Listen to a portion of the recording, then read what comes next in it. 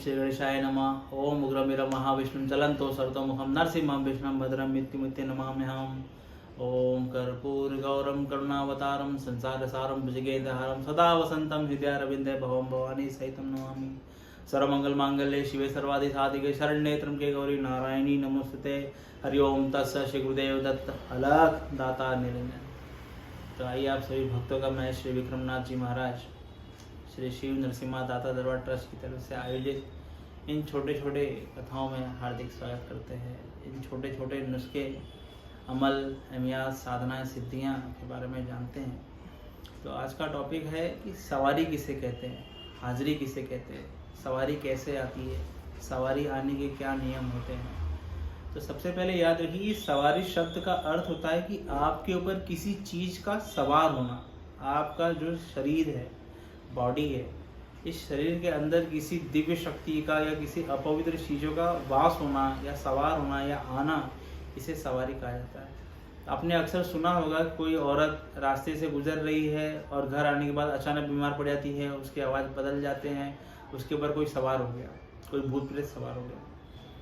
तो सवारी दो तरीके की होती है, एक पवित्र सवारी होती है, एक अपवित्र सवारी होती है। जो पवित्र सवारी होती है उसमें देवी देवता आते हैं, सरकार वली औलिया आते हैं, गुजराना दीन आते हैं, परिया आती है, जो पवित्र होते हैं, जिनका जो भोग होता है वो पवित्र होता है। पवित्र अर्थात वो लोग पवित्र खाना खाएंगे, पवित्र इत्र लगेगा, गुलाब का फूल लगेगा, उनका जो भी होगा तौर तरीका पूर्ण रूप से पवित्र होगा। जो अपवित्र हाजिरी आती है उसमें व्यक्ति के अंदर क्या सवार है उसके ऊपर उसका भोग लेती है। जैसे कोई भूत प्रेत पिशाच मलेच जिन जिन्नात कोई नापाक चीज़ ऐसी हाजिर है तो वो दारू मटन मुर्गा मच्छी अंडा सिगरेट ये सब चीज़ें वो मांगती है। तो सबसे पहले तो इतना याद रखिए कि इस कलयुग में किसी भी दैविक शक्तियों का शरीर पर सवार होना बहुत ही मुश्किल है, क्योंकि मनुष्य शरीर इतना पवित्र नहीं है कि उसके ऊपर बड़े बड़े देवी देवताओं की हाजिरी आ जाए। आज लोग आँख कान और मुंह खोल के बोल देते कि हमारे पर माता काली आ गई, माता महालक्ष्मी आ गई, और हमारे पर ये फलाना आ गए, वो फलाना देवी आ गए, हमारे पर नवनाथ महाराज आ गए, काल भैरव भगवान आ गए। तो ये सब डिंग डोंग हौसला है, ऐसा कुछ नहीं होता है। 100 में से किसी एक व्यक्ति के ऊपर कोई देवी का अंश आता है। जैसे माता काली है तो वो डायरेक्ट कभी शरीर में प्रवेश नहीं करेगी, उनके ना जाने कितने अंश का एक अंश उनके अंदर सवार होता है। तो वैसा व्यक्ति जब के ऊपर सवारी आती है, वैसा व्यक्ति किसी भी इंसान का पास्ट प्रेजेंट फ्यूचर बता सकता है, किसी भी असाध्य रोग को ठीक कर सकता है, किसी भी तत्व को निर्माण कर सकता है। कोई भिखारी है तो अपने हाथों से वो खाना प्रकट कर सकता है, कोई बीमार है तो उसकी दुआ से वो ठीक हो जाएगा, किसी की शादी नहीं हो रही है वो एक बार अपने जिसकी सवारी उसको प्रार्थना करते वैसा मासूम वैसा भगत तो उसकी शादी हो जाती है। मतलब दुनिया में ऐसा कोई असंभव काम नहीं है उस व्यक्ति के लिए जो ना कर सके, वो सब काम कर लेता है। परंतु याद रखिए कि वापस कह रहा हूँ कि इसमें कुछ लोग को मन का वहम होता है कि मेरे पर कोई सवारी आ रही है, जबकि ऐसा कुछ होता नहीं है।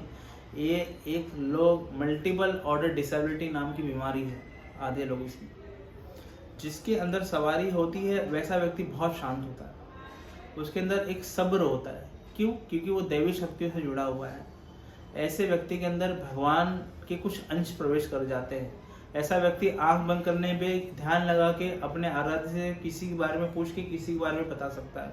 अब हाजिरी भी कई तरह की होती है, किसी को पूरी तरह से हाजिरी आती है, पूर्ण रूप से हाजिरी आती है, किसी को अर्ध रूप से आती है, सिर्फ अंग भरेगा, सिर्फ थोड़ा सा हाजिरी आएगी, उसके कान में बता के चली जाएगी और उसके शरीर में बात जहन में बात डाल के चली जाएगी।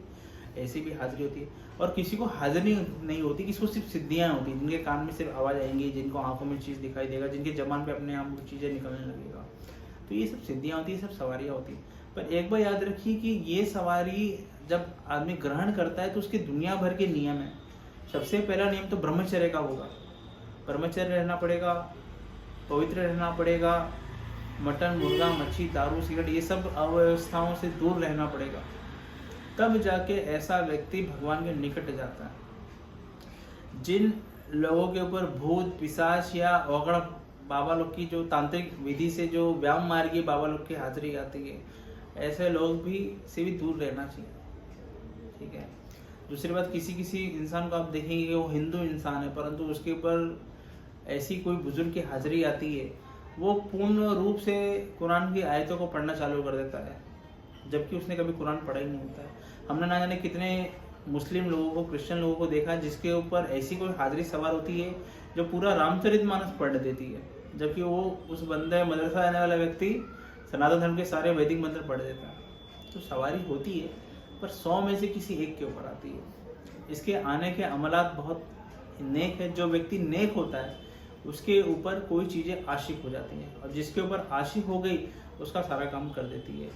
सारा काम करने का अर्थ है कि वो जिसके लिए दुआ करेगा, जिसके लिए प्रार्थना करेगा, जिसके लिए अर्जी लगाएगा, वो शक्ति उसका काम जरूर करेगी।